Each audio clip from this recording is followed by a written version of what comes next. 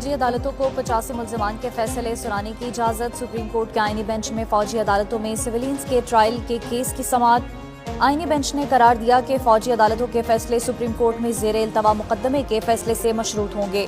जिन मुल्ज़िमान को सजाओं में रियायत मिल सकती है वो देकर रिहा किया जाए। जिन मुल्ज़िमान को रिहा नहीं किया जा सकता उन्हें सजा सुनाकर जेलों में मुंतकिल किया जाए। जस्टिस अमीनुद्दीन ने कहा, उम्मीद है सिविलियंस के फौजी अदालतों में ट्रायल का मुकदमा जनवरी में मुकम्मल हो जाएगा।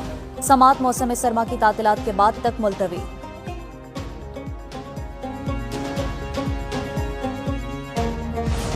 कल कहा था 9 मई के वाकयात की तफसीलात फराहम करें। अगर केस सिर्फ कोर कमांडर हाउस तक ही रखना है तो ये भी बता दें।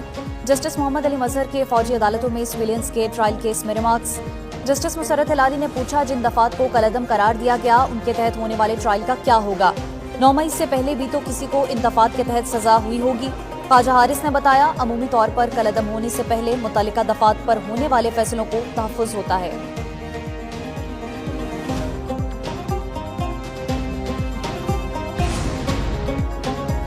सुप्रीम कोर्ट ने अभी अबूरी फैसला दिया। सुप्रीम कोर्ट को पहले केस का फैसला करना चाहिए था। पीटीआई के सेनेटर बैरिस्टर अली जफर का रद्द-ए-अमल। कहा, असल फैसले से पहले ऐसा नहीं होना चाहिए जो फाइनल फैसले पर असरअंदाज हो। कल को आईनी बेंच कहता है कि ये फैसला ही गलत है तो जिनको सजा हुई उनका क्या होगा?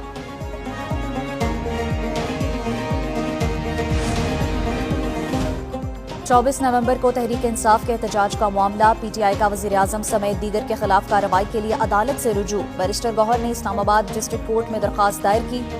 दरख्वास्त में वज़ीर आज़म, वज़ीर दाखिला अता तारड़ के खिलाफ कार्रवाई की इस्तदा है। IG, SSP, DIG और दीगर के खिलाफ कार्रवाई की भी इस्तदा।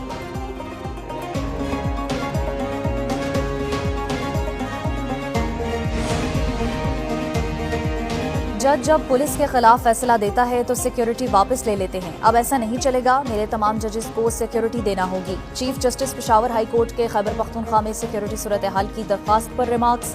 कहा, पोलियो मुहिम शुरू हो तो सारे पुलिस वाले मसरूफ हो जाते हैं। पोलियो के लिए अलग फोर्स बनाकर यह मसला हल करें।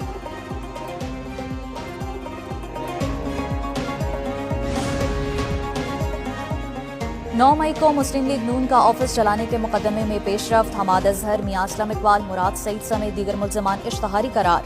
इंसदादे दहशतगर्दी अदालत लाहौर ने मुल्ज़िमान के दायमी वारंट गिरफ्तारी जारी कर दिए। जज अरशद जावेद ने पुलिस की दरख्वास्त पर समाअत की।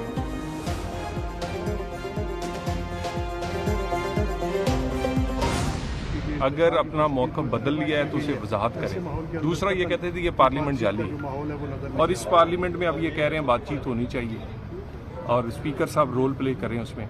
तो क्या इन्होंने अपना मौक़िफ़ इस पार्लियामेंट के बारे में कि ये फॉर्म 47 और जाली है उस पर बदल लिया? पीटीआई ने फॉर्म 47 वाला मौक़िफ़ बदल लिया तो मुज़ाकरात का सोचेंगे। मुस्लिम लीग नून तलाल चौधरी की मीडिया से गुफ्तगू। बोले, बानी और साकिब निसार शामिल होंगे तो फैज़ हमीद वाली चार्जशीट मुकम्मल होगी। 26वीं तरमीम के बाद अदलिया आज़ाद हुई। 19वीं तरमीम के बाद 26वीं तरमीम ने आकर पार्लियामेंट को रिहाई दिलवाई।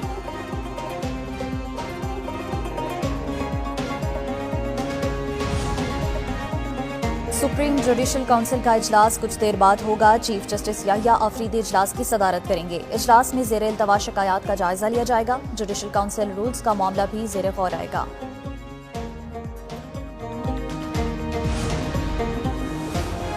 JUIF का वफाकी हुकूमत से राब्ता। ज़राए के मुताबिक पार्लियामेंट का मुश्तरका इजलास 17 दिसंबर के बाद तलब करने की दरख्वास्त की गई। वफाकुल मदारिस के इजलास का इंतजार किया जाए। सेनेटर कामरान मुर्तज़ा ने मौलाना फजलुर रहमान का पैगाम वज़ीर कानून को पहुंचाया। तंजीमुल मदारिस का इजलास 16 और 17 दिसंबर को होना है।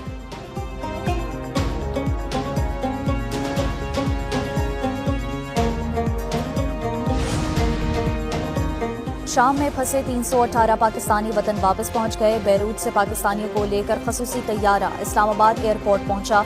वफाकी वजीर एहसन इकबाल समेत दीगर हुकाम ने इस्तकबाल किया।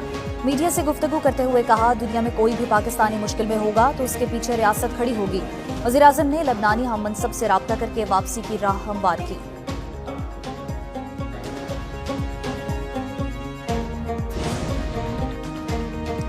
जिनको सोलर कंपनी की मसनूआत मुतासर कुन है। शंघाई में वज़ीर आला पंजाब का इजलास से खिताब। बोली, पाकिस्तान में सरमायाकारी के बेपनाह मौके मौजूद हैं। पंजाब की तवानाई की ज़रूरियात दीगर सूबों से ज़्यादा हैं। चीन पाकिस्तान की मुख्तलिफ शोबों में मदद कर रहा है। चीनी कंपनियों के तजुर्बात से फ़ायदा उठाना चाहते हैं।